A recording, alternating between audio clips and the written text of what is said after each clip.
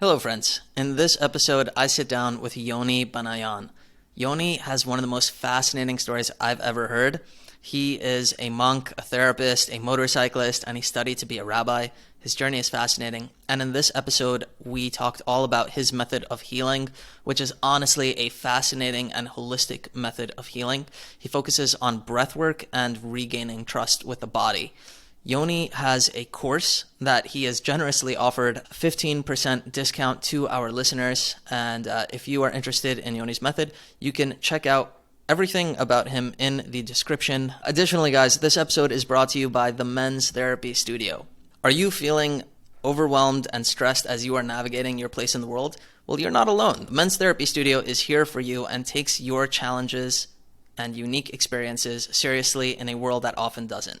So guys, hop on a free consultation call, and if you know anyone that could benefit, send it to them as well. Take care, guys. Enjoy the episode, and as always, there are many more episodes of this podcast available on Spotify that are not on YouTube. Enjoy. You know, it's so funny. We've crossed very similar paths. I feel like we both been to Chafetz Chaim. We both worked in our place, and you know, we both know a lot of the same people. And it's like so funny. I see you now. You have like beautiful hair, beautiful beard, rocking this like really cool lifestyle. And I want to hear all about it. And I think like the first place that I want to really tackle is your almost like model of healing. Like, how do you heal people? What do you consider healing? Yeah. Who needs healing? And start with wherever you want. Sure. Yeah. Okay. I think, part of it is to recognize in our world, healing is a business. Mhm.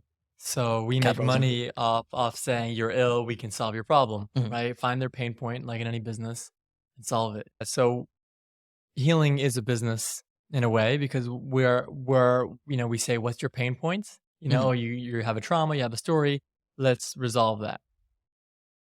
There's something to be said about there's a natural cycle of life, evolutionary process that we all go through. And a seedling, like a plant, has a problem, has potential issues, whether it's mold or competing plants or water or a lack of nutrients in the Mhm. soil. And as it sprouts, it'll have different problems. And as it hits and breaks the soil, it'll have different problems. Whether it grows its first kind of spine from a sapling, it'll have different problems. And as it becomes a tree and gives its first fruit or first leaves, again, it'll have different problems. Mhm. So we can call it healing, like something is wrong. Another way of viewing it as is that we are on this process that will have natural hiccups, Mhm. things that come up. So I would view healing is more of making sure I'm at a place that I am at strong oak tree. Mhm. Exactly. So making sure I'm that strong oak tree so I can say, hey, someone's a sapling, can I help them become a tree? Mhm. I've been there. I know about the mold. I know about the lack of sunlight. I know about too much water, overwatering, and I have some ideas to help you go from the seed to becoming a tree. So instead of viewing it like you're a problem or you're broken, well, there's natural things that can happen, Mhm. and it's part of life. So it's not really like people are broken. It's not like our whole world is broken. It's that we get caught up in certain areas and we're not really given the education or teachings of how to move forward. Does that So make that's sense? fascinating. Yeah. Yeah. I feel like if I'm understanding correctly, you kind of change the way we almost look at a problem. I feel like maybe in today's culture, the healing world Mhm. is incentivized to look at things as problems, when in reality, like you kind of pointed out, a lot of these quote unquote problems are like stages of development, almost like challenges, like things that come up. It's just part of life. It's not, I like the framing of it as a problem. Maybe there's something wrong with that framing. I don't know. Yeah. Yeah. There's a line that comes to me. If this is the age of anxiety, it is also in part uh, due to our due to our choice to be anxious about Mhm. anxiety. So I think a lot of it is our perspective around things. Mhm. I do think, listen, when we're a seed, maybe it's a different challenge than we're a sapling, Right. right? And I think people are in different stages of what we call evolution or development. And some people do have it harder than others because they're at a different stage. Mhm. But at some point, everyone did go through some stage. In my opinion, it doesn't necessarily mean in this lifetime, Yeah. but we all at some point had to deal with something to help us grow. Okay. Interesting. Yeah. So how do you help people deal with things to help them grow? So the number one thing I need to do is work on myself. Mhm. Like my number one job is to realize my process and realizing where are they in their process. Mhm. then when I look at them, instead of following a certain rule, I listen to like what needs to happen for them. What is their process? Most people know the answer. That's the funny part. They just don't trust themselves, or they haven't found the right words or conceptualization Mm. to adequately describe it to another person. So my biggest role when I meet people is to find out what they really need. Fascinating. Okay. And they know if we give them enough time and ask the right questions, they're gonna come up with the right answer. And when they come up with the right answer, like I rarely ever have any of those things that we learned in therapy school about like defiance or like oppositional defiance disorder, like or things like borderline personality disorder, or where the person is like what's it called? They're not working with therapy. I forgot the word we use for that. Non-compliance to therapy. What if someone and it's like as if we're like lathering on a cream and they're not being compliant. And that in itself tells you it's part of the issue. When you really listen to people, people often have the right answer, Mhm. like because it's all there, right? It's that Right. same seed growing to being a tree. The tree DNA is already in the seed. Right. So sometimes we just need to figure out like what needs to happen, what did happen. Oh, and eventually go, you know what? Now that I think about it, my dad really did have an impact in my life. Or now that I think about it, I think I'm beating myself up all the time. Mm. So when we get to that clarity, well, okay, well, what needs to happen for this seed, this person to develop and grow? Mm. So it's a little bit more, I would say, simple in a way, less gimmicky, less salesy, just like listening, seeing, and then like trying on different, like kind of like pair of pants. Like, does it fit right? Mhm. Like, okay, try this out. How does that? Maybe you sit with it for a day. Does Mhm. that feel right? And like really, really, really asking them like repeatedly, like, is this right for you? Does this feel right? And I think, I think a big illness in our society is our inability to trust ourselves. Mhm. So I really, really try to trust myself and trust the people I work with. They have the Fascinating. wisdom. Yeah. Yeah. I love this. It sounds very Rogerian in that that idea that people do know what the right thing to do is, and when you show up genuinely and you're caring for them and you're like listening and like, Yeah. hey, what do you feel like? Does this feel right? Like Mhm. you help them discover what they already know Yeah. and they realign. And I love And how you he's a big said fan, like, he's a big fan of mine. Rogers. Yeah. He's a fan of yours. Yeah, yeah, Right. yeah. Meaning, You're a fan of him. yeah, Yeah. yeah. He's Right. just letting you know. Right. Right. Yeah, meaning I Nice. really find his work, it's something so simple about it. Right.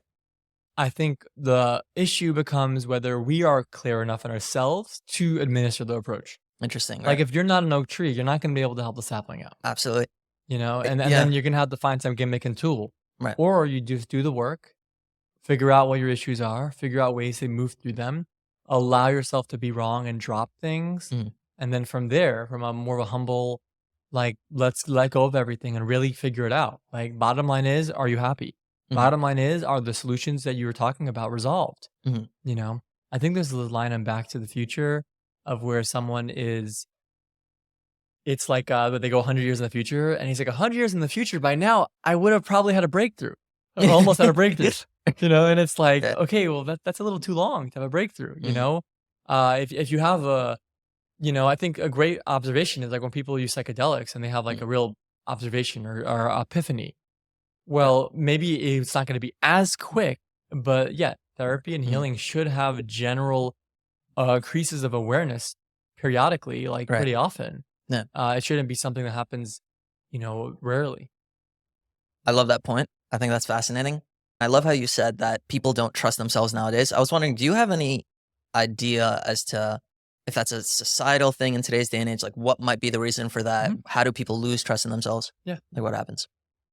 Well, there's probably a handful of things. I think Mhm. in particularly we're probably one of the more disconnected to civilizations to ever live, in my opinion. Mhm. And part of it is our lifestyle. We're living far quicker than our body is used to. Mhm. Our bodies are meant to, run at, I don't know, 6 miles an hour or 8 miles an hour, whatever that is, Yeah. and walk at like a little slower than that. Like we're pretty slow creatures. Yeah. As quick as we make ourselves out to be, we're pretty slow. Um, and we live in a world where we respond to messages across the world immediately. Mhm. The speed from your thought to the entire world knowing something is a couple of seconds. The expectations of the knowledge that we need to receive and know, as opposed to our inner body working. there's like huge discrepancy. So we're taking on a lot of information, we're giving out a lot of information, and there's not a lot of processing going on inside.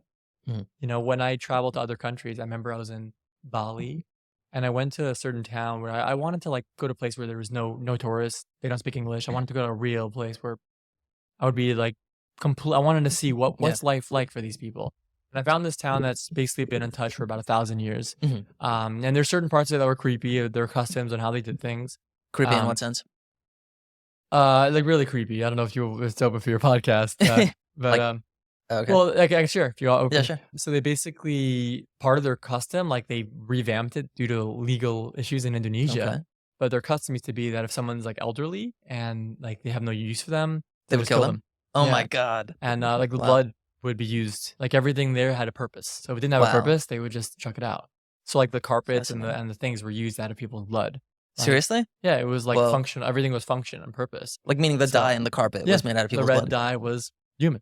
Oh dye, my right? goodness. And Yeah. the old people killed themselves, like they let themselves be killed, or they? I think they understood it as part of the culture, religion. I think when you think about like the things that we do in our culture, like a Jewish tradition, like bris milah, Right, it's right. pretty intense. Like if Yeah. I try to explain it to someone who isn't from our background, and they go, so you do what?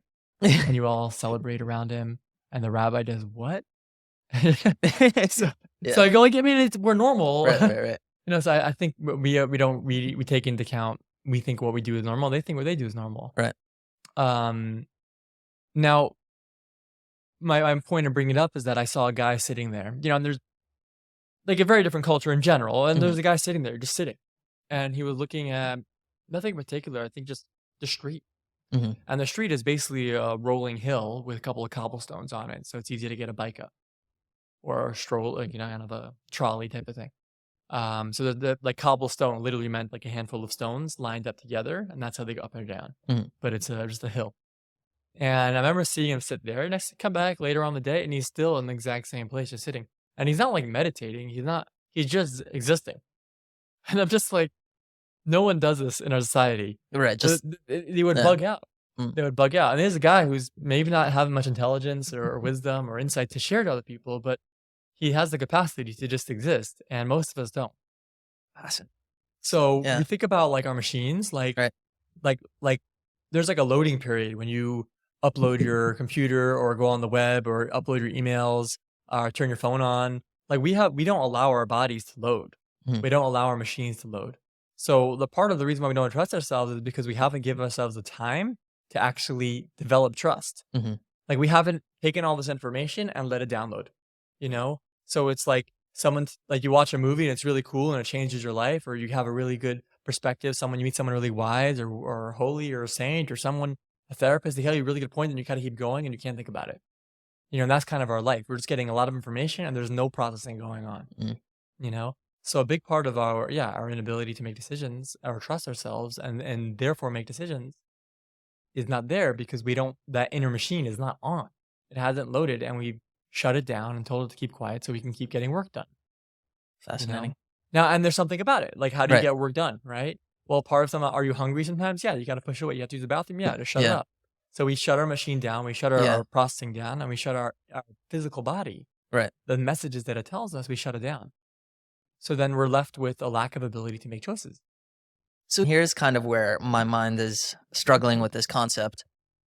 I know a lot of people that they need to sleep listening to music or podcasts. I mean, it's times in my life where I just want to go to sleep listening to music or whatever. Like they have this Hopefully they inability. listen to this podcast. Sleep well. Right. That's true. But I'm saying Our they have. beautiful voices. All right. Sleep Yeah. well. Hope it's a good night. I've been told I have an ASMR voice. Yeah, there we go. Yeah. But anyways, people have an inability to sit with their own thoughts. And I know for myself, I've had points in my life where I was like that. And it's like, it baffles me because it's like, you're right, fine. We need this ability to think fast and continue moving so that we could be productive and to shut off listening to ourselves. But then why is it that when we have nothing else to do, we're incapable of it and like just fidgety? Yeah. Yeah. I mean, it's been so long. How much information? It typically is just like drip, drip, drip information coming in, right? And then you hold that dam for 20 years. It's a huge river. It's a torrent, and that's intense. Mm. Think of it this way, like, if you don't process, like, trauma and pain and emotions in real time, they build up, and then it's, like, really painful to process them. But if you are actively processing life, then you never have, like, "Oh my god, it was so much to talk about that. It Hmm. was so much to think about that." No, it wasn't. Wow. Make sense? And it's Yeah, it does. because they happen because they do it all often. Okay. You know, Wow. it's like if you, like, you never stretch. The first time you stretch, you're gonna die, you Mm. know? So, but if you stretch every day, like, "Oh, it's a little tighter. Oh, not anymore." Right? So, it's just that we've had a drip feed going on, and we've plugged that hole for a Mm. long time. You could plug it for an hour, you could plug it for a day, but long term, yeah, that'll, Right. it'll really screw things up. And I would say the same thing with, like, medications, and any medicine that numbs from your body, same thing. Like, Yeah. it's a temporary, moment of where you're disconnected. Hmm. It's okay to be disconnected temporarily. We're not supposed to be connected all the time. We wouldn't be able to drive a car. You wouldn't be able to function. You wouldn't be able to, like, you see a baby at a supermarket, or you're walking with. They're, like, fascinated by the lights or the sounds. Mm. Like, we would all be the same way. Right. So, um, yeah. So we need to have the ability to function in real time. I see. Yeah. So what can you help people do though to begin to process without it just blowing up like a dam? Yeah, that's a good question. I think it's important that our nervous system is strong enough to handle that. So think Hmm. of it as, let's say, the dam analogy. Like, when it opens, Hmm. do we have the machinery, the hardware that the water can flow? Hmm. Does that make sense? Yeah. Yeah. And do we have the capacity to open it up at our pace? Okay. Right? Does it have to just Right. not here, or can I just open, open all the way? Like, is there a way to modulate that? Right. And there is, Okay. thousand Great. percent. I'd love to hear. Yeah. I would say we have to learn how to recognize that our body, our mind, like, even the word mental health, it's a trick. Okay. It's not mental. Most of your, in fact, your subconscious mind is your body. Interesting. So How do you so mean? what I mean by that is your body, your mind picks up on stimuli information. Now, where does it store that information? In your body. Okay. And your body sends cues to your mind. Hmm. And you use that information to make decisions. Mm. Think of, like, here's a good example. You ever touch something hot, Hmm. right? Yeah. Now your body moves away before your mind knows you're hot. Afterwards, you go, "Oh," right? You're not like, "Oh," you're, "Oh, ooh, oh," Right. because your body moves it away Hmm. subconsciously. Right. So that system happens without your mind. Hmm. And then your mind goes online and goes, "Hey, tell this wisecrack, give him some pain so he knows how to do that again." Mm. Make sense? Okay. Yes. So your subconscious mind saved you from the scenario, Mhm. and then your mind send you some pain, so you don't do it again. Okay. Does that Interesting. make sense? Yeah, it does. So yeah, our body has its own system, Okay. and I think, keep in mind, there are creatures that have been around for millions of years, or whatever you believe about evolution or our time here. Our cells had a lot of time to evolve, Hmm. so they have a lot of experience. And to deny all that experience and just use your 20 to 40 years of experience is laughable. To assume that's going to get you through life, and there's every creature on the planet has thousands of lives or in their cells that have lived, right? So we drink this tea. It's cellular. These cells have lived 1,000 of their lives before we absorb it and it becomes our own cells. Hmm. Our body absorbs the water, right? Okay. So everything has information. Mm. I'm getting a little maybe No, out there, but I'm loving it. yeah. This is interesting. It could be a little woo woo. Yeah, I mean, it's also sciencey. Like, that Right. is kind of exactly what's going on. It's Right. just we are a conglomeration of a lot of cells. Fascinating. I mean, yeah, Yeah. yeah. So And so if we don't listen to the cellular construct, if we don't listen to the body's natural messages to keep itself alive, self-preservation, to make effective decisions, then yeah, we're gonna be at a loss. We're not gonna know how to make decisions. And when it comes to so getting back on topic yeah, though, right. about the dam.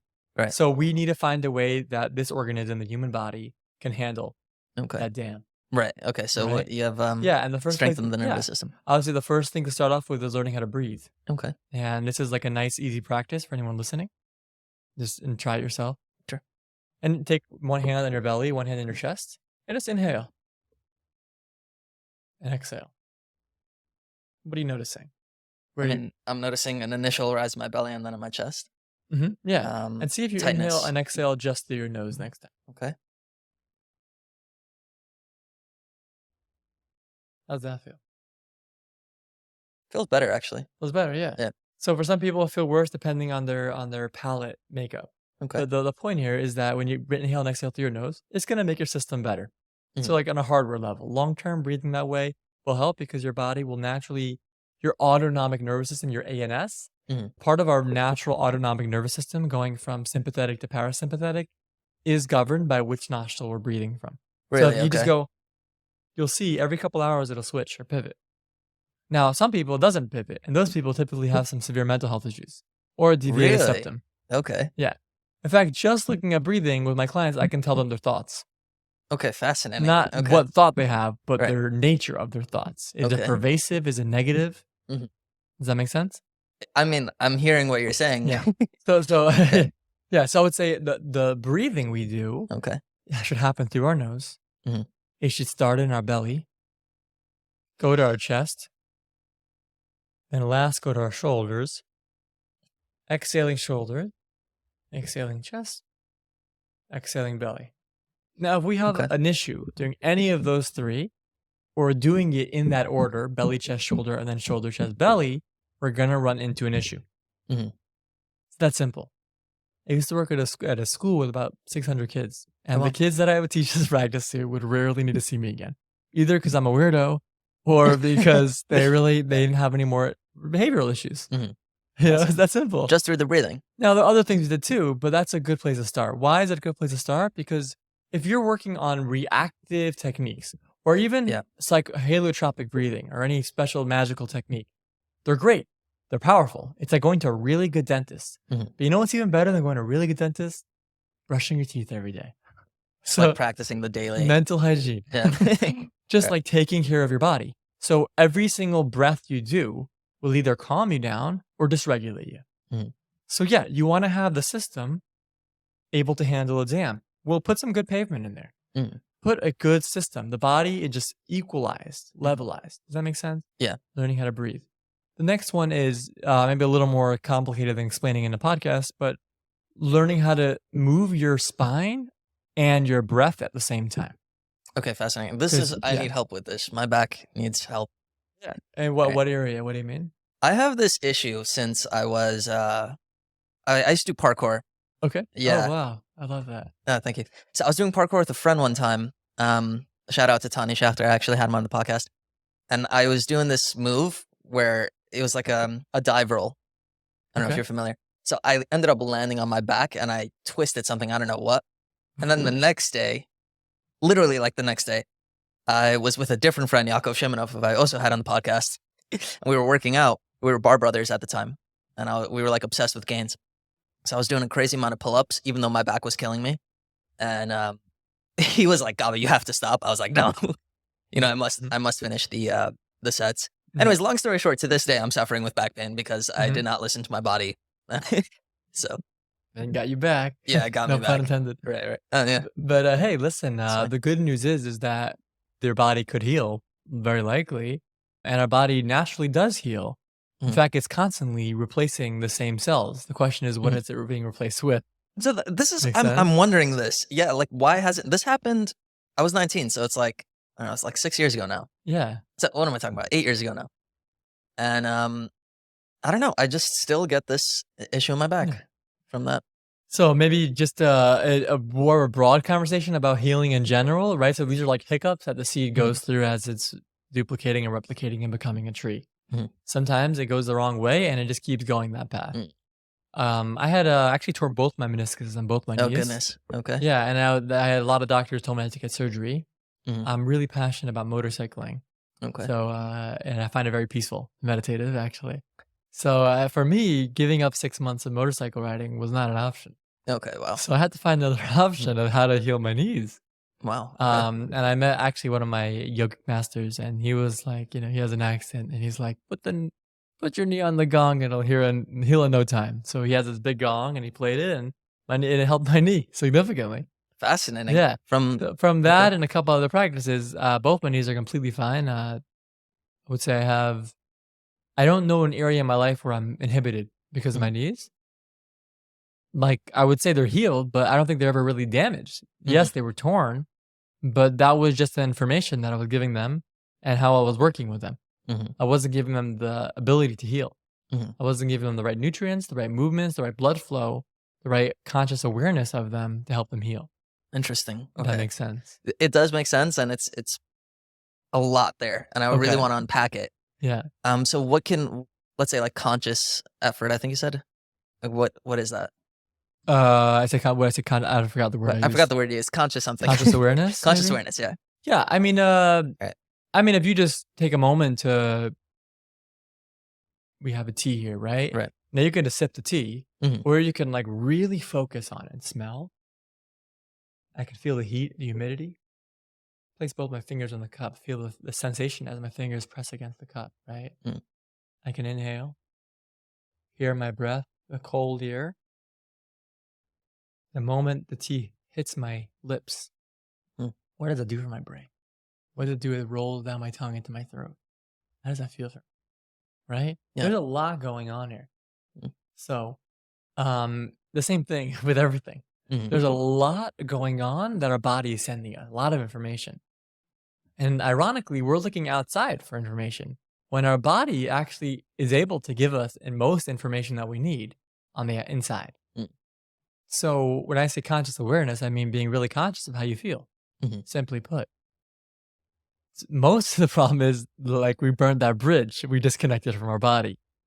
So I would say that's more of a complex process that I wouldn't share on a podcast, because if their body's not ready for the dam, it could be a little too much. So I'm not going to tell people how to open up yet, like publicly.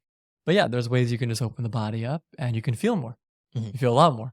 Okay, fascinating. Yeah. And it's, I would say I actually found it out through science, during COVID. I had COVID and I spent a lot of time doing research then and a lot of time practicing techniques and making some of my own theories and working with it, and it works. Okay, fascinating. I mean, where can people learn about it if they are ready? I created like a module program on it. So it's like a 7-week module program. Okay, great. I would say people can sign up for the program.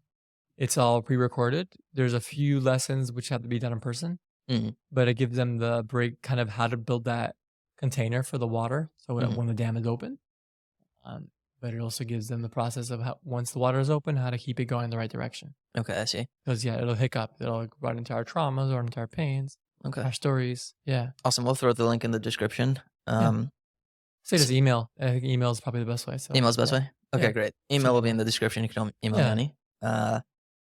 So you said the 2 ways you mentioned were learning to breathe and then learning to move our body, like our spine, in accordance with our breath. Our nervous system runs along our spine. Okay. Right? Our cranial, the vagus nerve, that's like the hot topic now. People talk a lot about like regulation, like feeling calmer. Feeling calmer is great. Your breathing is going to massage your vagus nerve every time you inhale and exhale. But that alone is great, but it's not going to help someone like proactively. How do I fortify the dam so when the water hits, it doesn't cave in? Right? So the nervous system strength, our vagal tone, our capacity to experience life is the number one indicator of how much we experience. Which is why you'll find people who go, I don't know, everything is so peaceful, and suddenly this traumatic memory came back to me. You know? Or people go, I remember working at a treatment center where people would have panic attacks, and I go, what inspired that? And they'd be like, honestly, it was a joyful emotion. It was joy. Interesting. And I couldn't figure it out for the life of me. I was just like, how is it possible that you could get a panic attack for joy, for happiness? That was like a good moment. That was a funny moment. Right. And what I realized is it's not a question of good or bad. It's a question of the voltage. How much are you experiencing? And if you're not ready to experience it, your body will take you offline, disconnect the plug so you don't experience it. Fascinating. So when your body is strong, when your nervous system is stronger, and that's done by strengthening our nervous system, not just by stimulating it, not just by, having a relaxing moment, but learning how to make relaxing moments all the time, we shift from being the vegetable to being the chef. We feel the heat, but we don't get burned by it. We don't experience it anymore. And it takes time. We'll become a spatula first, but we'll slowly make our way out of the pot. Yeah. And we still, it's hot. I can smell it. I feel it. But I can just walk away. I can stay involved. I can lean in and taste it. I can place my finger in if I want to. So we have the versatility Yeah. Does that make sense? It does. It does. And when I spoke with you on the phone before, I know you mentioned that you have this ability to like master your states and like control kind of how you feel like. Everyone does. Okay. Yeah. It's nothing Interesting. magical. Okay. I would say, so, okay, do you feel like anything more to explain of the healing topic just before we jump onto this? There's overlap, but I would say there's levels past just that, if that makes sense. I mean, did you have more that you wanted to add aside for the breathing technique and the moving No, your I body think along with the breath? that's a good place to start. That's a good I think, place to start. but it's more about doing it daily. Yeah. Like if you just do it like, oh, that felt great, and you don't do it again, Right. it's like brushing your teeth once a week. Okay. Like your teeth, your Yeah. stinky mouth, and you'll have a stinky head. Creating dirty a mental thoughts. health hygiene. Yeah, Right. Yeah, you'll have stinky thoughts. So it's like, yeah, you want to create Right. dental or mental hygiene, daily practices. Yes. You know, and I would say my experience, we just hosted a men's retreat, and the men just learning how to breathe, Mhm. learning how to do movements like this, learning how to activate their states. One of them said, he's like, I've done psychedelic trips, like psychedelic experiences facilitated and stuff like that. And he's like, Mhm. this has been more powerful, just learning how to Fascinating. daily breathe. Really? Yeah. I think another guy said it was like more powerful than heliotropic breathing. And for Mhm. me, I'm not shocked because of course heliotropic breathing is only for a few minutes. It's a powerful Mhm. dentist. Then you go back to your normal life and you So- still breathe horrible. So Yeah. it's like really good. And then go back, yeah, get and have that really, you know, that food is really bad for your teeth. Go ahead and munch away. Well, like, all right, and don't brush your teeth. No, it's Yeah. brilliant. I love it. And I also like how I think a lot of people don't necessarily view moving your body as a mental health practice. Mhm. But what you're saying is it clearly is. And I guess like what's coming to mind when you say moving your spine along with breathing is like yoga, you know? Yoga Um, is one of the primary forms. You know, you'll find it in many other practices as well. Mhm. The Sufis were a spiritual group of Muslims, Kabbalists, who Mhm. look at a lot of the Kabbalist movements, and even in Jewish tradition, the Shemona Esrei, supposed to move every vertebrae in the spine. Mm. You know, bowings in Kabbalist tradition. There's a lot of writings, and almost all ancient writings about using your spine as your primary. Yeah, I mean, that's where you really are. Your body ends where your spine ends, and then your legs and hands are extensions of that. So, yeah, people might think it's silly, but the question is, are you happy? And then if they're not, then maybe ask someone who's happy. It's like a poor person can only give so much actual advice Mm. about something. So Right. if you look at someone who's has good finances, you ask them what they're doing, you might think it's silly, but it's working. Mm. So we have to humble up a little bit and go, okay, well, they have something to offer. So when we think about, well, that's silly, we'll ask the people who think it's silly, are you happy? And if you're not happy, well, then you haven't figured it out yet. Why don't you look at people who are happy and see if they have something to share with you? Yeah. And yeah, people who are happy typically do things that involve the body too. That's true. Yeah. Anyone who's a mental health coach, like you know, really in their prime, they're always in great shape too. Mhm. You know, Yeah. isn't that an interesting coincidence? Right. No, it's a good They're point. moving their bodies. Right. Yeah. So there's many ways of doing it. There's many different processes and practices. But yeah, our spine is right where our nervous system lies, right next to it. So moving our spine will stimulate our nervous system. Doing it in a sequential way, in a rhythmic way, in certain patterns will be most effective. Mhm. Yeah. So again, I would say maybe more than just a podcast conversation, but inhaling and exhaling, combining that with moving your spine, like go to a yoga class, go to some class that allows you to move your spine both ways, learn how to move your body, and that could be really powerful. I want to talk to you about a practice I've been practicing lately. Okay. You know, I'll say something very funny, actually. I think as a single person, I was very inclined to want to be the best that I could be. Mhm, And, you know, I would hit the gym every day. I would bike to work every day, constantly reading books, listening to audiobooks, doing podcasts, like really trying to work on myself in every way. And then before that, when I was in yeshiva, I took it very seriously. I have notebooks that I filled up. Just like very focused. And at like one stage, even I would wake up at like 5 a.m., take cold showers and clean my room in the morning and then learn before I daven and all that. So it was a very like intense, like trying to like, I don't know, like be the best that I could be kind of thing. As soon as I got married, and then especially kind of like once I had a kid, I became so much softer, like so much more relaxed, you know, just like let things go in a way. Mhm. So I decided to start taking cold showers after a conversation with my friend to build up a sort of like mental strength Mhm. that I felt like I kind of had been like letting go. Mhm. And then I talked with you on the phone. You mentioned doing cold showers. So I want to talk to you about cold showers, but then also bring it into a broader conversation about controlling states and get your Yeah. thoughts on that. Yeah, I'd definitely say like we spoke about that breath we spoke about is Mm. one of the best ways to control your state.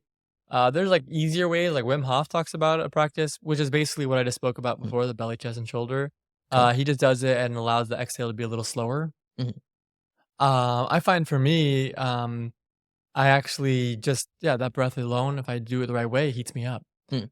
Um, yeah, like your body temperature. I don't fully understand how this works, Mm. but the little I do understand is your body burns brown fat.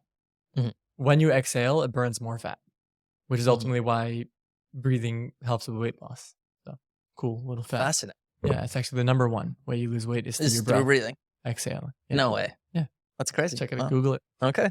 No, Yeah. I believe you. No, I'm saying for your fans. Okay. Google it, guys. I know you don't believe me. So, yeah. How I'm experiencing it is that when we exhale, and you exhale really slowly, shoulders, chest, and belly, I probably do one breath a minute when I'm in the shower. Mhm. Very, very, very slow. Body gets hot. I actually have to finish my shower and continue my shower just to take off all the sweat. So it's not a hot shower. By the time I'm done, it's cold. It's not a cold shower. By the time I'm done, it's a hot shower. Fascinating. Meaning, Wow. meaning my Like body you've been is heated up. yeah. Yeah, so I would say learning how to breathe is probably your number one way. And most people go, "What do you do?" Shoulders, quick breath through your mouth, losing all your heat. The Right. exact opposite of what you want to do. So that's so fascinating because Yeah. it's been And developing for as me I think the body heats Right. up as it burns that fat, Right. right? It turns that into Okay. energy, so you get hot. through those quick exhales. Well, when you do it slow, Okay. yeah. That's when. Or if you do like a breath of fire, which is a different type of technique, Yeah. it's generally done with no mouth closed. Mhm. It's a rapid breath through your nose, so it sounds kind of Mhm. like that. Mhm. And that also it doesn't give your body enough time to absorb the oxygen. Mhm. So it's forced to use the minimal amount of oxygen it has and circulate it through your body. So people feel like they're not breathing when they're doing breath of fire. Mhm. Because again, it's the same thing. It's forcing your body to distribute, get more bang per buck per breath. Mhm. Does that make sense? Yeah. Yeah. So the body has to burn more fat. Wow. Yeah. So you're saying guy goes into the cold shower doing deep, slow breaths. I do that. Okay. And that heats you up. Yeah, I would say people. For me, maybe I'm different than other people because I've done it for a long time. But yeah, you have to know what it feels like to like. I don't need. I like coats. I like style. It's fun, but I don't need a coat Mhm. anymore. Like I just inhale and exhale. You're fine outside. Yeah, just I mean, if someone's I ate a meal, I'm not interested in doing a breath. Then I want to be lazy, you know. Yeah. But yeah, like you can just inhale and exhale in a way that heats my body up. Fascinating. Yeah, but it's not something Yeah. magical I'm doing. Right. Like It's our just bodies chemical. have had so much opportunities to evolve. Like, what do you think Mhm. your great grandparents did in the winter? Do you think they all had a nice coat? Do you think they all had a wood for a fire for the whole year? Hmm. Someone had to make it through somehow. Right. You know, someone had to swim in cold waters to get their meal that day. Every day, they survived somehow. That's a good point. You know, I That's think a good we point, yeah. forget. Like just a couple of generations ago, your parents were warriors and toughing it out in the jungles. Right. You know, I'm exaggerating a little bit, but yeah, we underestimate our capacity because we live in such comfort existences. Fascinating. But that's part of ourselves. It's part of our buildup, our Mhm. makeup. Right. So of course you still have the ability to do it. Mm. Like anything, it takes daily practice. I didn't Right. do this to learn a fancy technique. I did it because I wanted to connect to myself. I want to have a deeper connection to God. I realized the body is the number one way of getting there. Interesting. Meaning, because that's everything you experience, your mind included, Right. is in your body, That's true. Yeah. right? You drink your coffee. How do you know? Well, because you experience. I'm talking. Mhm. How do you know? Because in your body. Right. Everything you experience is in your body. So that is a number one way. So Mm. let's just look in. It's there. But the breath is the easiest way of learning how to master your states. States are maybe something that's a little bit more developed in this conversation, but we spoke about the dam. We spoke about opening people up. Mhm. When people are opened up, they can start feeling things in their body. Mhm. There's constant messages going on. A state is aware of how that movement and energy or electricity flows through your body or how that chemical moves, and then being able to allow the chemical to move. You know, does that make Yeah. sense? I would say, here's another example. if someone like what age group are people on this podcast? What age Yeah. group? Yeah. It's kind of diverse, honestly, but Is I it would like say, adolescents or is it adult? yeah, it's like 14 to 30. And then I randomly have some. Maybe I could give a vague analogy. Okay. When people get aroused, their body changes. On a physical level, their body changes. Now, what's happening? There's chemical reactions going on that we're in charge of that make our body change. Does that make sense? Yeah. Yeah. And who's doing that? It's the nature of things. Is it just the nature, or is there ever a moment when that wasn't the right time? Do we have some control? Okay, I see what you're saying. So maybe a little control. We haven't really focused in on it, but yeah, our body has the ability to literally control our blood flow, our nitrate level, our chemical levels on a real powerful level, not just with conscious awareness, right? Yeah. Now that's maybe an obvious sensation, but there's plenty of other sensations in our body that if we were aware, we would be able to govern them and operate and then change them. It's about learning to gain that control. Yeah, it's nothing spiritual. It's nothing magical. It's no hack. It's just more awareness of the body, so you have more capacity. It's like, I'm trying to think of another way of describing it. If you like drove your car and you drove manual, I don't know if anyone have a manual car anymore, but I'm trying to think of an example. If you didn't have your coat on in the house, you know what temperature it is, and you know if it needs to change the temperature. But you only know if you have your eyes open where the thermometer is. There's nothing magical about what you're doing. You're just turning the thermometer. The sensor was always there. Your body's always aware. But you had to take your coat off to experience that it's cold. Does that make sense? Yeah. I don't know, that's the best analogy. My point here is that we feel things on our inside that we're disconnected to. If we felt it, we would have more awareness of it. We would have more autonomy in those areas. Fascinating. Yeah. Much like if we're cold, we decide to put a coat on. How do we know you're cold? Because your body's aware of something. Right? There's a lot of other hormones and chemicals that are going in your body all the time. Now, if you're aware of them, you can do something about it. Or if you're aware of them, think of it this way. Have you ever can you think of a moment that you felt really sad? Yeah. Okay. Yeah. I'm going to think about it for a minute. Can you remember what you were wearing? I mean, I could guess. Let's go there for a minute. Tough day. One of the hardest days of your life.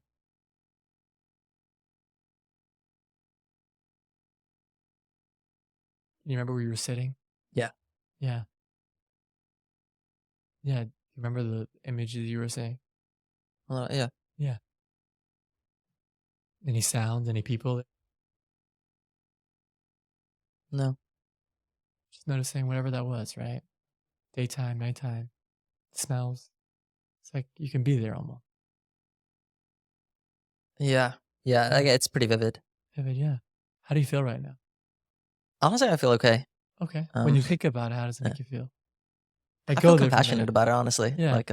Okay, so you've processed it. So, but yeah. there's a part of you that felt, or when you think about it, feels, that part of you felt. I would say pretty miserable. Miserable. Pretty lost. Yeah. How do you know it felt miserable? I mean, I was crying. I remember feeling it. Yeah. What feeling? What? Isn't that a physical sensation? Yeah.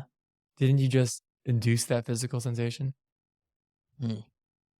If I'm being totally, I feel it vaguely. I'm not saying now is the exact same scenario. My point is that just talking for a couple seconds, just talking about it, I was able to. And you're tap no back into master it. in this. Right. You can just go, right. So can we think of something really positive and activate a state? Yeah, we could probably do the same thing the other way around, right? Think about something really positive. Being able to tap into a positive. Yeah. Think about it. Just by the way, even talking about it, your head went in, your shoulder went in, right? Your body went a little more. Right. Okay, like slumping into it. Interesting.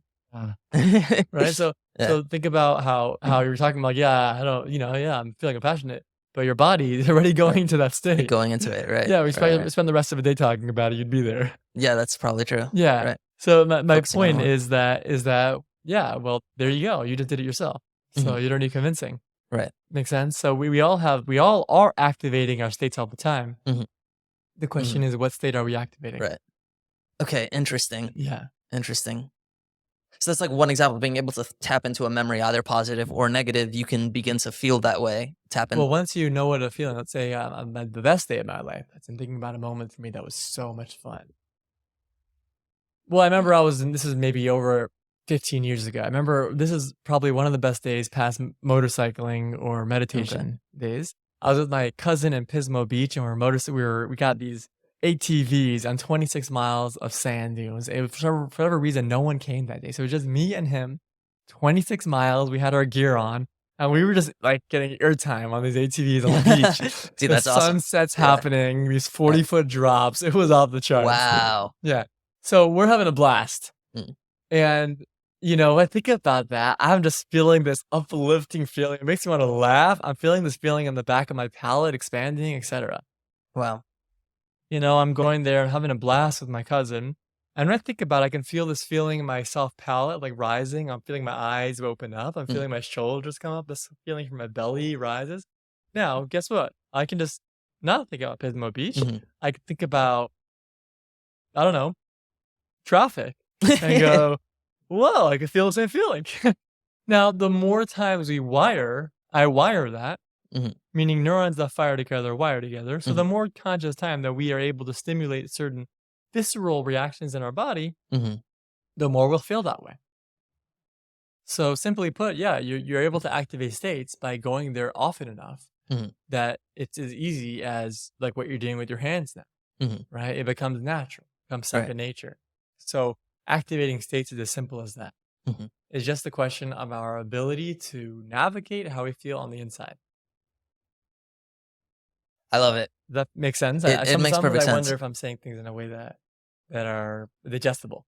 No, So, yeah, I mean, okay. tell me if I'm wrong. Meaning, I think we have some area of control on what we're able to think about and focus on. Like we can recall memories, and then Yeah. that can help induce certain like emotions, and Yeah. and eventually, like the more we think about that, we're able to bring that into the present moment. So if we're constantly thinking about negative things, we're gonna feel negative. If we're constantly thinking about positive things, we're gonna feel more positive.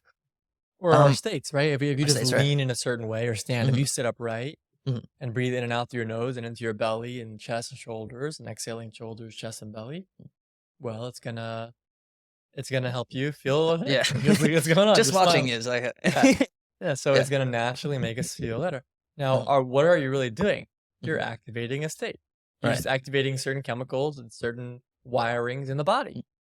You Okay, know? fascinating. Yeah. In a way, there's almost something very dry about it. Mhm. It's nothing fancy. It's Right. just the body is a machine. Mhm. It's wired this way for thousands or hundreds of thousands or millions of years. And it's not just in humans. All Right. animals have a certain preferred posture, Mhm. right? The alpha crab walks in a certain way. He gets all the crab chicks, and he walks in a certain way Yeah. that gets him those crabs. Now he has to win and beat up some other crabs to get there. But guess what? Research shows when they force the losing crab to walk the same way, he gets all the crab chicks. Hmm. Now, part of evolution told him to walk a certain way to prevent and to keep the evolution, keep the process going where the strongest crab will win to keep evolution going. Now we Mhm. can biohack it, we could cheat the system. So Fascinating. yeah, our body's Yeah. gonna go bad time, go ahead and feel low about it because chances are if the other person felt better, they would probably give off better offsprings, or maybe they're stronger, more powerful, maybe be better for the community. You know? But Fascinating. we don't live in that style Right. and we have the ability to choose. Yeah. Yeah. It's bringing to mind a lot of things. Almost like we're kind of in like the Matrix. You know, I don't mean it.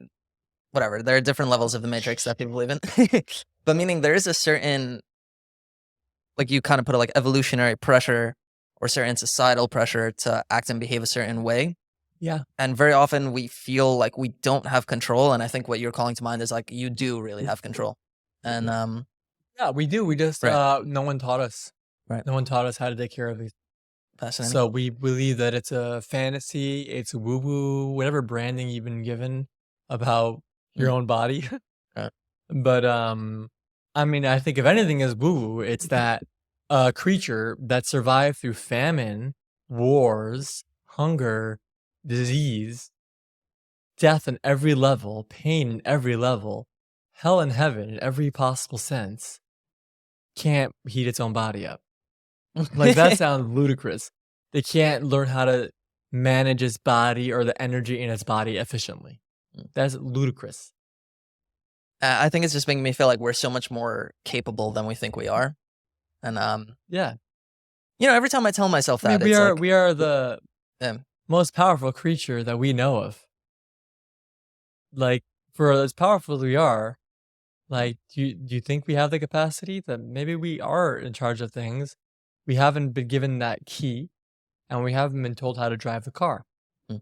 But we are like a really, really nice, I don't know. I don't want to say Ferrari because I feel like it's nicer than a Ferrari, but Right. Okay. think of the nicest car that there is, Hmm. and we don't leave the driveway. Mm. And we're sitting in there going like, how come the seat doesn't come a bed? And you're like, this is meant for the racetrack. This is the fastest car we got. Mm. This is the best handling, the most comfortable car, the best sound system. And most of us don't really explore the car and we go, you think this thing can move? That's hilarious. Wow. You know Yeah. that I don't know why I'm getting this vibe right now. You ever seen Rick and Morty? Yeah. Okay, so you know how Rick's dimension of like all the Ricks, Uh-huh. you know what I mean?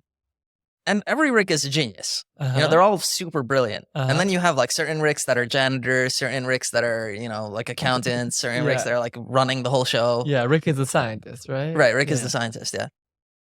It just blows my mind because it's like every single person I think is so capable and so incredible, and then it's like we all don't recognize that, and we fall into these sort of like menial roles and tasks. Mhm, And mhm. I remember I had this feeling so strongly when I was driving back home from the hospital with my baby, where I was like, I just became like a father. Like my mind was blown. My life was changed. I Yeah. literally told my wife, and in the car ride home, I was like, I think this is heaven. You know, Mhm. this is absolutely like what heaven is. Yeah. And I'm driving down and I see all the other people, you know, honking in the traffic and this guy staring on his phone walking down the street. And it's like, it blew my mind in that moment where I was like, people, like, they just don't realize how magical this existence is. Right. You know what I mean? Yeah. It blew my mind. Yeah. And the question is, how do you continuously blow your mind? It's How a do good you point. how It's do a you good do question. things like this Yeah. daily? Mm. Where instead of being like, I should stop using my phone, instead of just like, wow, I'm alive. Mm. I'm alive. I'm alive. This existence. I'm on this side of the earth. Mm. This side of the dirt. You know, wow, I get to exist again. Mm. And then how do we keep reminding ourselves? You know? Yeah. There's a phrase in well, we'll talk more about it, but spiritual aspects. But yeah, ultimately we're here remembering. Right. Kind of coming back again. Remember. Wow. Snap back into it. Right. Yeah. Wow. Yoni, I want to get back to this conversation, but I feel like I regret this a little bit because most of the time with my guests, I like to start with their journey. Sure. You know, that's kind of like part of the Well, we could talk about the journey, and you could and put then it just put it back however in the you want to beginning. do it. That's a Sure. good call, yeah. Whatever, a contestant for this name of my podcast, the Gabi Koinov podcast. I really wanted to call it The Journey with Gabi Koinov. Whatever, I ended up settling on the Gabi Koinov podcast, but part of it's because I love hearing people's stories, and you are a fascinating person. One of the reasons I started this podcast was to be able to talk with some of the most interesting people alive. And it's like, I know you, but even if I saw you, I don't think we'd be sitting down for 2 hours having an in-depth conversation about healing, states, your Mhm. story. So it's like having a podcast is kind of an excuse to like really sit down with people and get deep. So anyways, I remember you in Base Medrash. You know, I was in high school, you were in Base Medrash. Later on, I ending up there also. How do you end up growing your hair out and your beard and doing these breathing techniques and talking about holistic healing? Like what happens? Yeah. Well, Also, I just have to commend you. Sorry, one more thing. Also, you ride motorcycles. So like that combination is like just a very Yeah. interesting. Yeah. well, first of all, the hair just happened naturally. I didn't have to do anything. No, Okay. there's no products. So, let's see. Well, I would say I never. When I look at myself in the mirror, I'm always like, "Oh, who is this guy?" Really? You know, I'm like, "Oh, interesting. The beard, the hair." Like, I never like had this process of like, "Oh, I'm gonna do this and then this and then Mhm. that." You know, for me, I think a big part of the process was I was looking for a deeper meaningful relationship with God. Mm. Okay, so question of kind of my journey. Where do we start? So I was in yeshiva.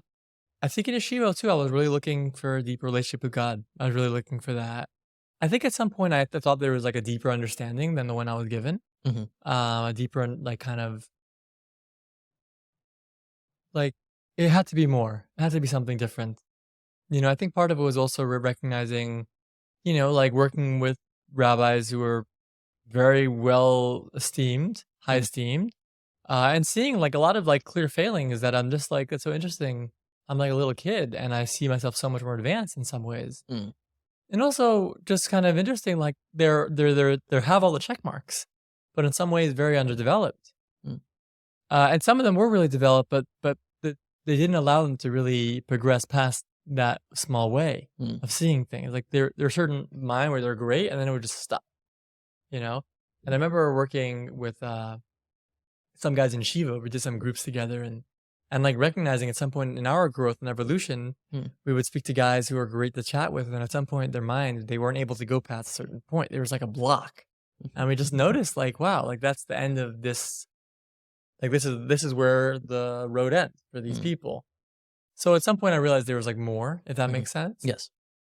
Trying to sum it up I'm trying to do it in a short sentence.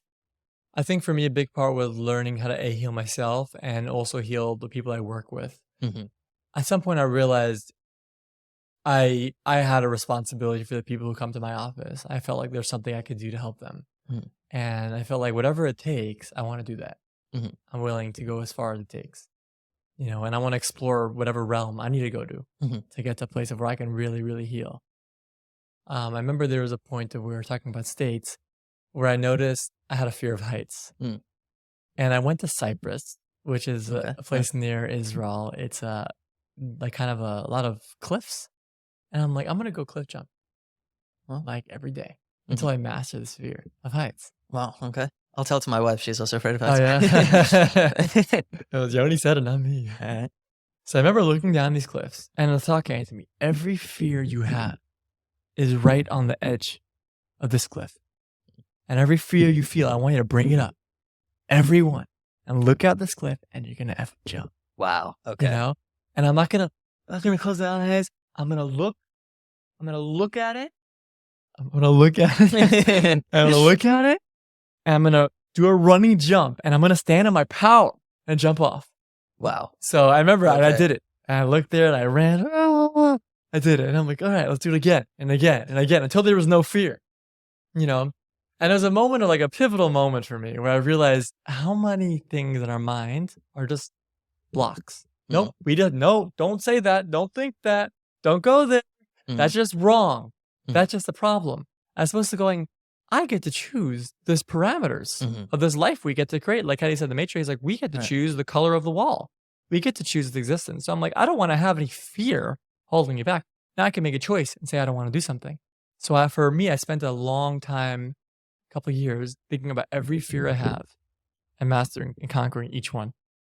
So anything that gave me fear, a panic attack, anxiety, I would do it again and again and again. Wow. So I did get actually panicky.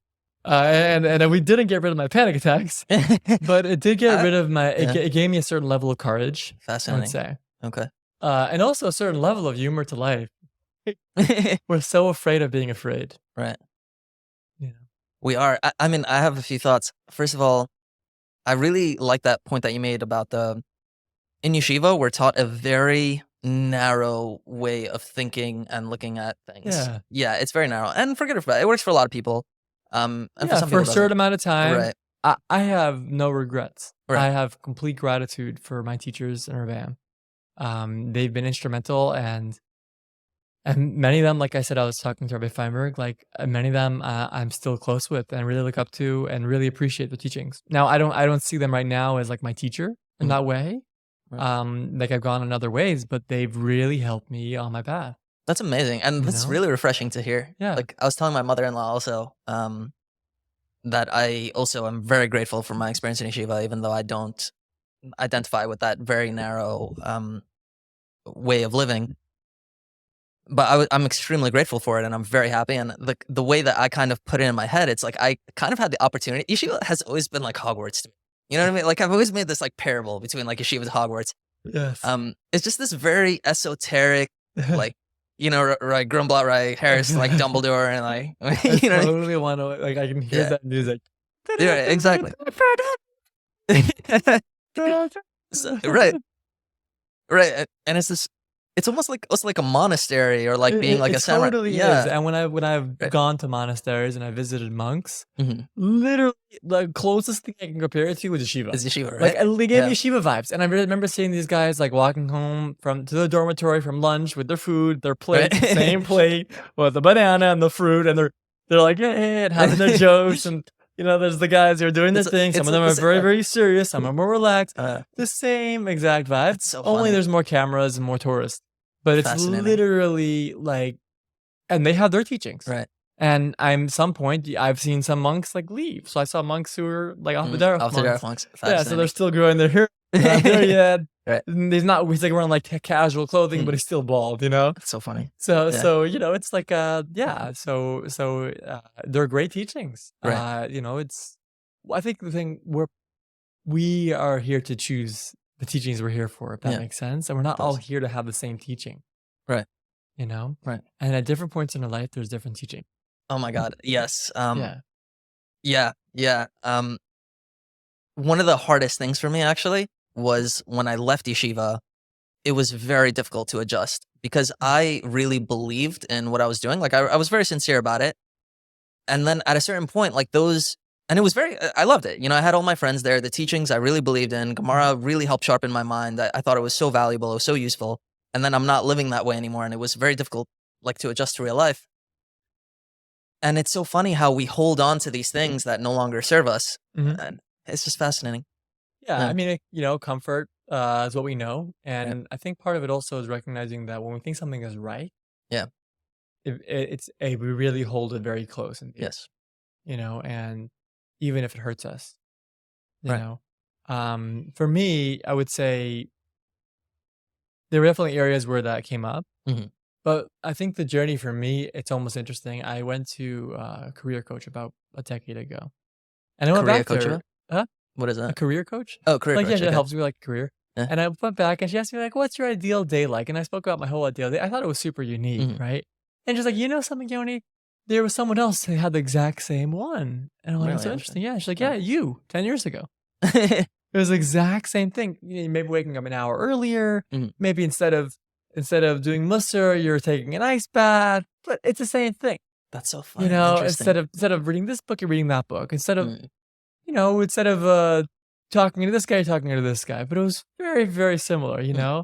A couple of minor differences, a couple of minor differences. But the point is that in some ways, I really never changed. In some ways, I completely changed. But I think listen, does a tree change? Like, every part of it does. So yeah, we all change completely. I think we have to be comfortable with that if we want to really grow. So if it's not about the sapling, it's about a tree when it's at its final stage and it's bearing fruit and it's sharing its love with the world and it's sharing the apples, and someone's eating that apple and planting that seed elsewhere. The epitome of the tree's existence. It had to let go of its sapling existence at some point. There is, you can call it a death. There is a dying. And I wouldn't just say a dying, we are constantly dying and constantly being reborn. And it's for me, a certain level of like peace with that. Right. I don't need to hold on to these things because all I'm doing is preventing my future. I'm inhibiting myself. Right. So I think for me, my growth on a simple level was really being open to whatever it was and being courageous and, any fear I had, pursuing it. I didn't want anything to hold me back. I love that so much. Yeah. And I have to ask you I know you mentioned the jumping off the cliffs thing, but like I was mentioning before, like a lot of the very narrow teachings could be very limiting. And, they especially in many ways teach you not to go outside that very narrow zone. Yeah. So was it tough for you to kind of like open up your mind and break past? And I want to commend you for having that open mind and being able to do that. Like, how's that for I you? definitely was concerned that I might go to hell. I might, do that. And I accepted I might. Okay. Wow. Yeah. Wow. Okay. Yeah. And I said, I'll go there and then God will see me and hopefully he'll understand where I'm coming from. Because it's sincere. And if not, then I feel like I would say, God, you gave me my mind. You gave me my heart. This is the teachings that you've given me in my heart. And if they were screwed up, well, you got you to blame. Wow. Okay. So I love it. That's how I felt about it. It felt very sincere. And And I thought, you know what, fine, I'll Hmm. burn, but at least I'm here. There's someone who needs my help, and I'm going to learn this practice or practice something in some way Yeah. that feels off or not what I learned in yeshiva. And maybe it's wrong, but it really helps someone. So, fine. I'll take me down with the ship, but I think this guy can use it. So for me, that felt sincere. Yeah. Looking back, if I didn't, if I wasn't in the helping field, would I have had the courage to do it for myself? I don't know. Fascinating. Now I do. But at that point, I don't know. Yeah. I think I actually needed my clients. I needed those You people needed that motivation because to I needed to go. They need it for right. them. I need to do it, even if not for me. Yeah. Wow. So it was an interesting, interesting part, and it felt very Yeah. heartfelt. I felt Mhm. very emotional about Mhm. it. Yeah, with time, life becomes less emotional and more just simple in a way. Yeah, Mm. I hear that. And it sounds like, you kind of found your place where it's like an experienced truth and it's your own growth, it's your own process, and you did it with a pure heart, which is like really beautiful. I have such a hard time like understanding how you could accept maybe you'd go to hell. Like I think to me, um, But like for me, I just view that as a lot of pain. okay, like Like, you might go through a lot of pain. yeah, like Okay. I don't know how do you view hell? What was hell like for you? Or So I like actually if see it the was like my right. family would get burned, then I'd be like, oh, maybe Okay. not. That's But it was like I'm gonna go through burn. Well, I'm like, well, I'm here. I have right. this thought. I have a question. I have a certain way. I think there was a certain point where I was in shul. I was praying, Mm, and I had a man of shach, that kind of a mm, question. For those who yeah. aren't Hebrew scholars, it means like kind of, which way? Catch Mhm, 22. right. I'm like either God exists, and if God exists, every thought is God's thought. Everything is God. Mm, And that means my question, if God, I was like, "Does God exist?" is a good question, mhm, and He's giving me that question because He wants me to ask that question. mm. Or God doesn't exist, and it's a really valid question. Does God exist? And if God doesn't exist, then what am I doing here, sitting here praying? Right. So it wasn't. It was a I would say a seminal moment of where I was there going, and I'm just like, am I speaking? Am I speaking to myself? Like, What's going on there? yeah, and in a Yeah. moment of like, you know what? Either way, I think I meant to close this. Mhm. I meant to explore. Now, I think I found a deeper connection to God with time in different ways. I find, ironically, I pray all the time. I think life is a prayer Right. Interesting. at some point. Yeah. So there's that. That blows my mind. That blows my mind.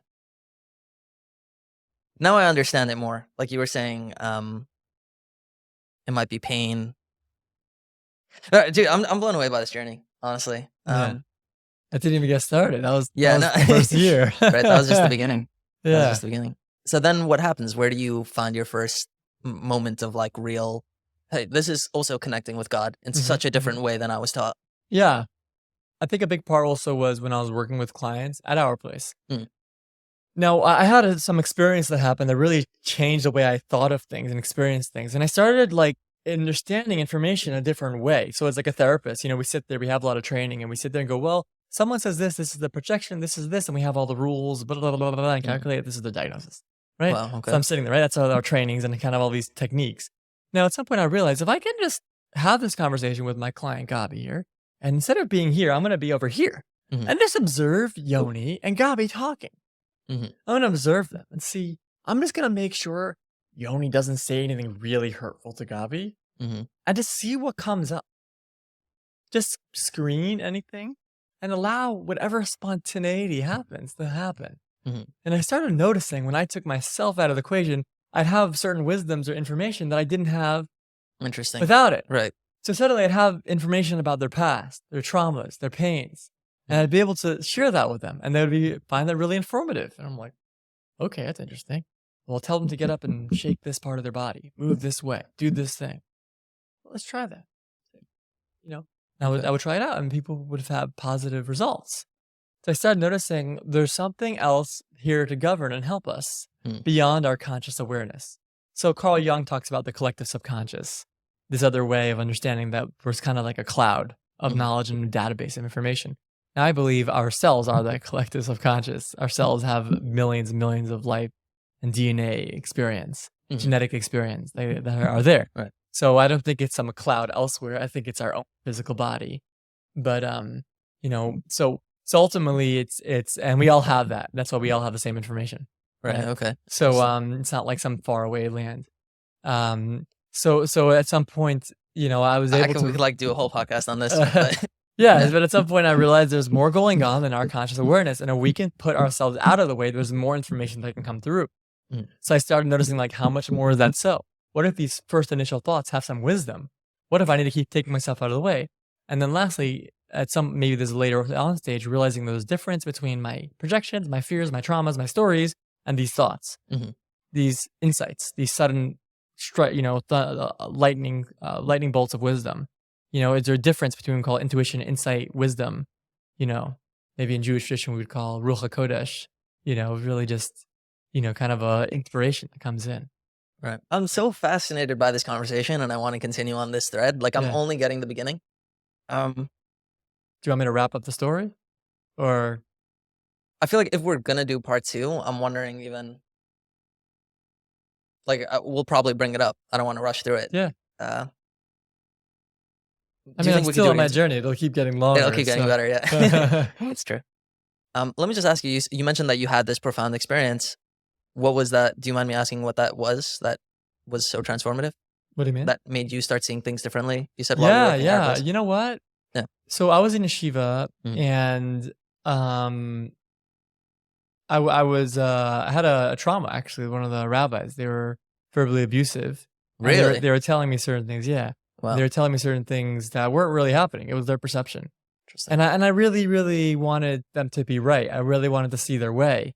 And I really kind of forced my own mind into that way, if that makes sense. He was like insulting you. He was like, Yeah, he had certain like criticism of me or certain things I was doing that were not what I was doing, but it was his way of seeing things. fascinating. So Okay. I was trying to work on myself, and I really wanted to see his way. And I actually broke my own mind to force his way in, Mm. if that makes sense. Yeah. So it wasn't his doing; it was my trying to get it to really to embody that perspective, so so he could be right. If he can, you know what I'm saying? It was kind Yeah. of force feeding myself a certain way, but that did shatter my mind, Really? and my mind shattered. Maybe now I know in other cultures we call that being enlightened or other things, but really what it means is your ability, your conscious awareness of what's true and not true, or your what we call the parameter, that wall was no longer there. So like when I looked at the stars, I had a very similar feeling of how I felt inside, that like empty vastness of what could be or not be, and all possibilities were endless.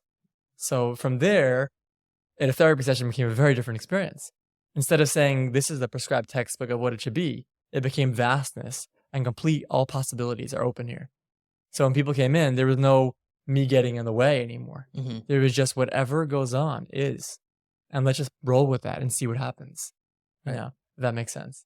Yeah. That does make sense, but I'm my mind is kind of blown. I want to understand it, and I don't know that I can, because obviously this was a deeply personal experience to you. But it's Yeah. like, how do you think that this Rebbe yelling at you and then you trying to like embody what he was saying? He How did wasn't that yelling open at your? me. He was just very He was close just to me, and I was really trying to really absorb what he was saying. interesting, Yeah.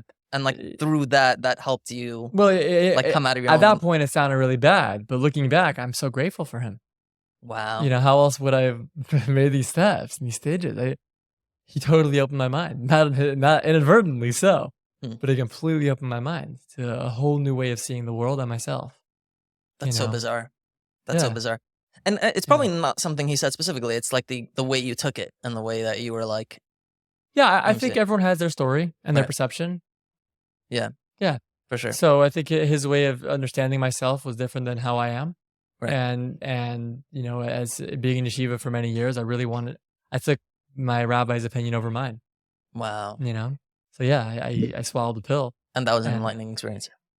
Yeah, not in the way that I was intending, but it did open my mind up in a whole new way. Right. Yeah, it opened my mind up to all bets are off. Mhm. Let's see how things go. Wow. Let's be open to whatever possibility, and let's forget the rules here that I was raised with, and see what could be true and not true. Fascinating. You were talking about that enlightenment experience, and I had a similar experience once where I was miserable. I don't know why. I was so miserable. I was 19.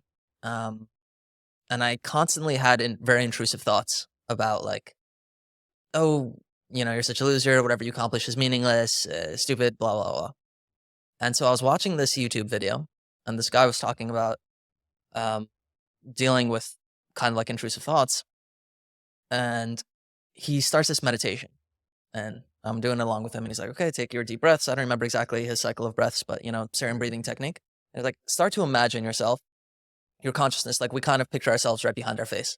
So it's like, start to imagine your consciousness like going back, like deeper and deeper, like all the way down to the base of your spine, right? And you're looking up into your head, right? Now, as you're looking up, let your mind just think those thoughts. Like let whatever comes up, let it just go. Let it go. And just observe what is happening. Just observe it. Just look at it from that distance.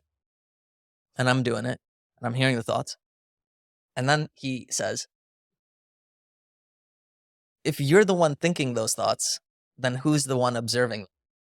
And my mind, I don't know what it is about that moment, it absolutely broke. Where I realized I was like, holy crap, I am not my thoughts. Like these thoughts it was such a mind-shattering Part moment. of the machine. Yeah, it's part of the machine. It's part of the machine. Like we get so many messages from wherever they come from, and our mind just plays them like a TV or like a radio, and it's like that's not actually you. And like I don't know, it was a very enlightening experience, I would call it. Yeah, because you went from being the drunk driver for a moment, and then for a moment you sobered up, Right. and you're like, wait, where am I? So you ever been like really drunk at a perm party? Like, you just had a perm, right? Yeah. Maybe you threw a up or something, and you walked outside, and you're like, I can't go back in there. Everyone's smelly and stinky, and just you're like, yeah, dude, brush your teeth. Oh, You know, gosh, yeah. so at some point, like we almost like notice, and everything just changes. Yeah. So yeah, it was a moment when you look back and you go, interesting. Those are thoughts. Yeah. Makes sense. Yeah. Yeah. Yeah. And even for me, like thinking about something that brings up fear. Isn't that an interesting feeling? Fear. Yeah. A sensation. It's a sensation. Yeah. Wow. All right, so I'm getting the beginning of the journey. Unfortunately, we do have to cut it short. Okay. Yeah, I had so much fun talking to you today about healing and hearing a little bit of your story. I want to get much deeper into it. We talked about states, and I really want to talk to you about spirituality and like hearing the rest of the story. I feel like I'm very hungry for it. Yeah. And we already kind of got into it with everything we're talking about. So, Right. So sneak peek. So sneak peek, right? Yeah, but everything we're speaking of so far really is the underpinnings of how I see spirituality is an embodied experience. It's happening inside of us. I love it. I love it. Yeah. And I also want to, there's so much more I want to explore with you. But Yoni, let me just ask you, obviously, we'll throw for how people to reach you, we'll put that in the description. But if there was one thing that you can yell from the rooftops that everyone will hear, what would you want them to know? I think just learn how to breathe. Find a way to find peace. Like you're drunk until you find peace. It's like you're high all the time. And until you find the place to really, really find a center, it's like you're drunk driving. And when you get that clarity and that peace, it's a whole different life is a whole different experience. Yeah. That's beautiful, Yoni. Thank you for coming, man. Thank you. We'll do this again. I'm very excited for it. Yeah. I'll be back in New York every couple of weeks. Yeah, awesome. Oh, wait, do you want to throw in any of the projects that you're working on real quick? Like, what can people reach out on you? I know you're doing the dog bath today. But... let's see. Well, I host men's retreats. Awesome. Planning on doing some women's retreats too, and then doing men's and women's together. And then what else? I do workshops in Brooklyn occasionally, Muncie, different areas, teaching breathwork, gong baths, breathing and movement stuff as well. I would say, what else do we have? And I have a wellness center, Earth's Edge Wellness, and that's for, if you have anything emotional, mental that you want to work through, we have a team of really, really qualified practitioners, and we all work together with the clients that come to us, and we have a pretty high success rate. That's great. It's a lot of really, really powerful people. So I'm sure I can share the link with you for our website and for our how to reach us. And you can always ask questions and reach out to me personally or through the company. I love it. It's fine. Yeah. Guys, reach out to Yoni. Think for yourself. You're capable. To the rebellion, of course. Thank you for coming, Yoni. You've been beautiful. See you again.